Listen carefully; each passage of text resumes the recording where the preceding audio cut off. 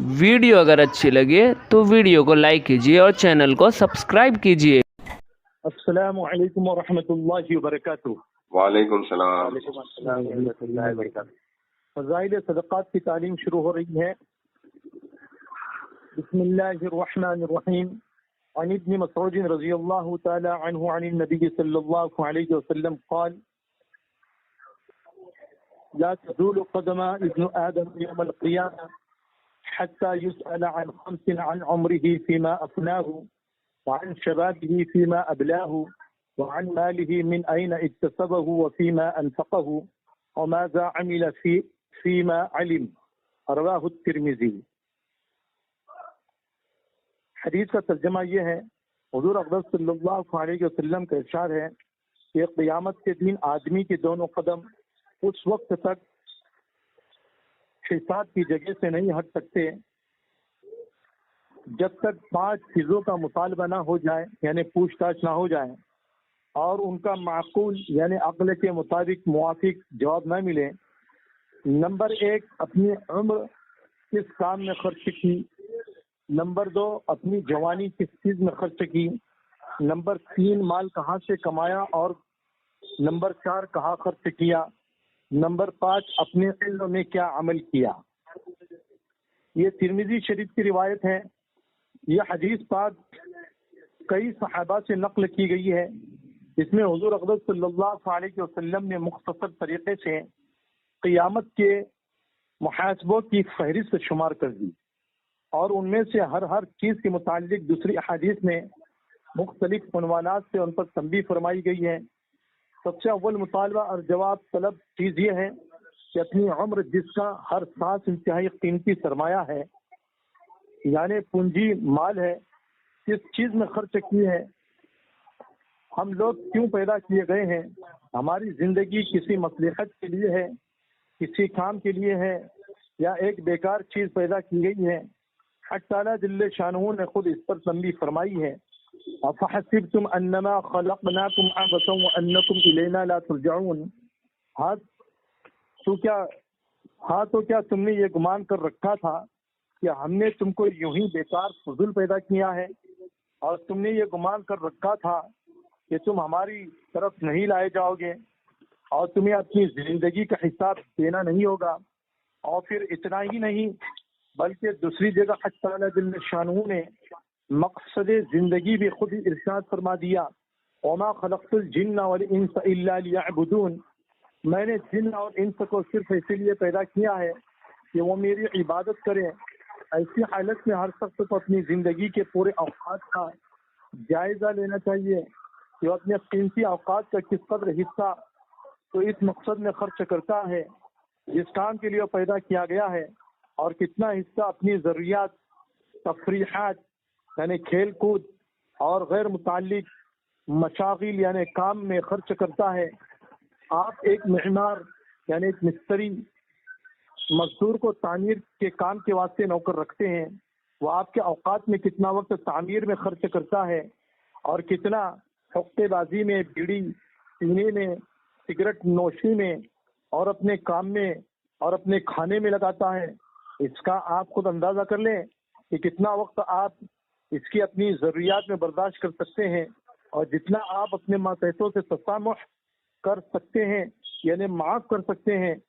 اتنا ہی تسامح یعنی اتنی ہی معافی اپنی ذات کے لیے بھی برداشت کرے۔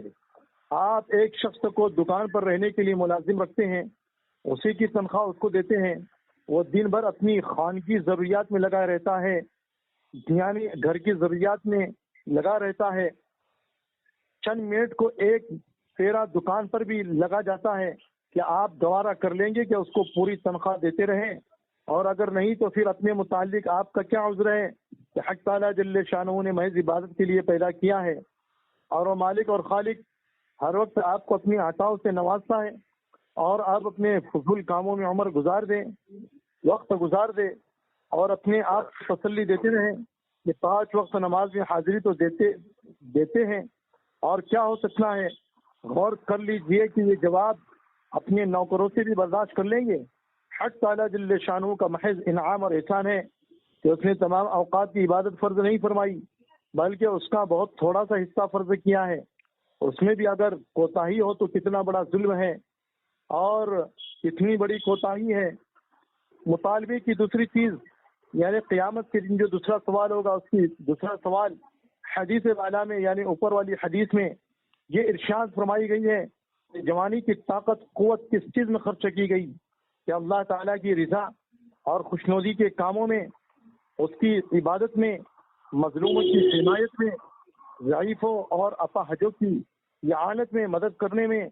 یا فسق و فجور میں، گناہ میں، عیاشی میں یعنی مستی میں اور آوارگی میں، بے بسوں پر ظلم کرنے میں، ناحق کی مدد کرنے میں، ناپاک دنیا کے کمانے میں، اور دین اور دنیا دونوں جگہ کام نہ آنے والے فضول مشغلوں میں۔ اس کا جواب ایسی عدالت میں دینا ہے جہاں نہ تو کوئی وکالت چل سکتی ہے، نہ جھوٹ فریب چل سکتا ہے، اور نہ لسانی کام آ سکتی ہے،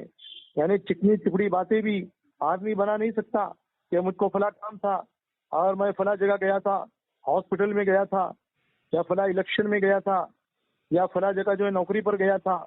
یہ ساری باتیں جو ہے اللہ تعالیٰ کے دربار میں چلنے والی نہیں ہیں۔ جہاں کی یعنی آخرت کی خفیہ پولیس یعنی چھپی ہوئی پولیس ہر وقت ہر آن آدمی کے ساتھ رہتی ہے، اور یہی نہیں بلکہ خود آدمی کے وہ اعضاء یعنی بدن کے وجہ سے جن سے یہ حرکات کی ہے وہ خود اپنے خلاف گواہی دیں گے اور جرائم کا اقرار کریں گے، یعنی جرم کی گناہوں کا اقرار کریں گے، جیسا کہ اللہ نے خود قرآن کریم میں سورہ یاسین میں بیان فرمایا ہے، اعوذ باللہ من الشیطان الرجیم الیوم نختم علی افواہہم وتکلمنا ایدیہم وتشہد ارجلہم بما کانوا یکسبون، یعنی آج قیامت کے دن ہم ان کے منہوں پر مہر لگا دیں گے تاکہ لغو آزار نہ گھڑے، بیکار کے بہانے نہ گھڑے، بیکار کے بہانے نہ بنائیں، اور ان کے ہاتھ ان کے بند کریں گے اور ان کے پاؤں گواہی دیں گے اس چیز کی جو کچھ یہ کیا کرتے تھے۔ یعنی ہاتھ خود بول اٹھیں گے کہ مجھ سے کس کس پر جو ہے ظلم کیا گیا، کیا کیا ناجائز حرکات مجھ سے کرائی گئی ہے، پاؤں خود گواہی دے گا کہ مجھے کیسی کیسی ناجائز مجلسوں میں محفلوں میں لے جایا گیا ہے۔ دوسری جگہ اللہ نے ارشاد فرمایا وَيَوْمَ يُحْشَرُ أَعْدَاءُ اللَّهِ إِلَى النَّارِ فَهُمْ يُوزَعُونَ، اور جس دن اللہ کے دشمن دوزخ کی طرف جمع کیے جائیں گے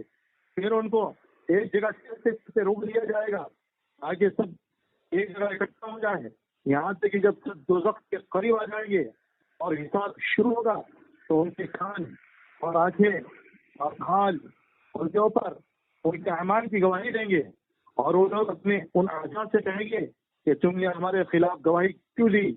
وہ اعضاء وہ بدن کے حصے کہیں گے ہم کو اس قادر نے یعنی اللہ نے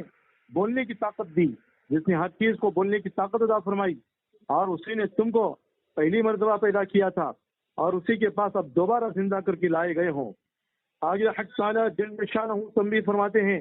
اور تم اس بات سے تو اپنے کو چھپا ہی نہیں سکتے تھے کہ تم پر تمہارے کان اور آنکھیں اور کھالیں گواہی دے گی،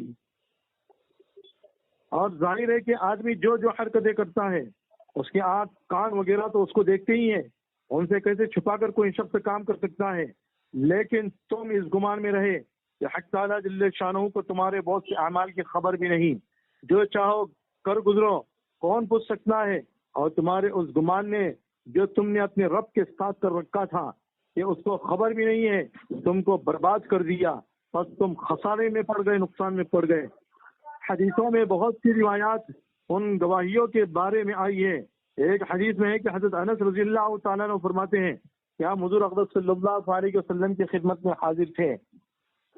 حضور صلی اللہ علیہ وسلم نے تبسم فرمایا، یعنی آپ نے مسکرایا جس سے دندان مبارک دانت مبارک ظاہر ہوئے۔ پھر حضور نے فرمایا جانتے ہو میں کیوں ہنسا، میں نے کیوں تبسم کیا؟ صحابہ نے لا علمی ظاہر کی۔ حضور نے فرمایا کہ بندہ اپنے مولا سے یعنی اللہ سے قیامت کے دن یوں کہے گا یا اللہ تو نے مجھ پر ظلم سے تو امان دے رکھی ہے، ارشاد ہوگا بالکل، تو بندہ کہے گا یا اللہ میں اپنے خلاف کسی دوسرے کی گواہی معتبر نہیں مانتا، ارشاد ہوگا کہ اچھا ہم تجھی کو تیرے نفس پر گواہ بناتے ہیں، اس کے منہ پر مہر لگا دی جائے گی، اور اس کے بدن کے حصوں سے پوچھا جائے گا،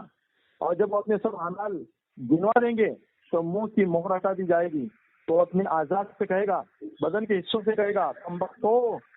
تمہارا ناش ہو، تمہارے ہی لیے تو میں یہ چیزیں کرتا تھا،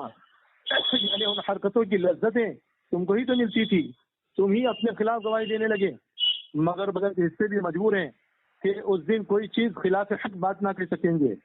ایک اور حدیث میں ہے کہ آدمی کے اعضاء میں سب سے پہلے بائی ران بولے گی، ایک حدیث میں ہے کہ آدمی کے اعضاء میں سب سے پہلے بائی ران بولے گی کہ اس سے کیا کیا حرکتیں ہوئی ہیں، اور اس کے بعد دوسرے اعضاء بولیں گے، دوسرے بدن کے حصے بولیں گے۔ غرض ہر عضو اپنے کیے ہوئے نیک اور بد اعمال گنوا دے گا، یعنی بدن کا ہر حصہ جو ہے اپنے اچھے اعمال کو گنوا دے گا اور برے اعمال کو بھی گنوا دے گا۔ اسی وجہ سے ایک اور حدیث میں ہے کہ حضور اکرم صلی اللہ علیہ وسلم کا ارشاد ہے کہ سبحان اللہ، الحمدللہ وغیرہ کو انگلیوں پر گنا کرو۔ اور ایک حدیث میں جیسا کہ فضائل اعمال میں جلد اول میں پہلے حصے میں فرمایا، حدیث میں ہے کہ لا الہ الا اللہ کو تم اپنی انگلیوں پر گنا کرو، لا الہ الا اللہ محمد رسول اللہ کو انگلیوں پر گنا کرو، اس لیے کہ قیامت کے دن ان آزاد کو بوجھائی ایسا ہوگی، اللہ تعالیٰ بولنے کی طاقت عطا فرمائیں گے اور ان سے خاص ہوگی، تو اس وقت میں یہ ہمارے لا الہ الا اللہ کہنے کو بھی جو ہے بیان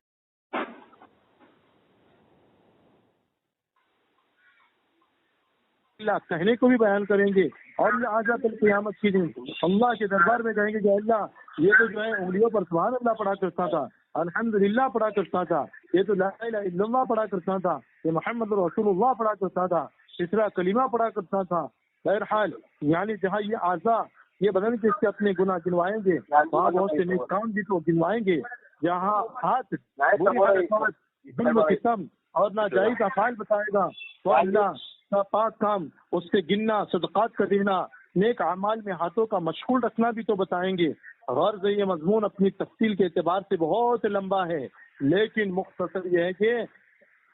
ان اعضاء کو جوانی کے زور میں ظلم و ستم اور ناجائز حرکات سے بچانے کی بہت ضرورت ہے۔ حضور صلی اللہ علیہ وسلم کا ارشاد ہے الشباب شعبۃ من الجنون 29 بتا رہا پرویز، وحبالۃ من الشیطان، جوانی جنون کا ایک شعبہ ہے اور عورتیں شیطان کا جال ہے۔ اللہ رب العزت ہم لوگوں کو بچنے کی توفیق نصیب فرمائے۔ ہاں وہ آگے ہے نا، آمین پرویز آمین لمبا ہوگا نا۔ آمین۔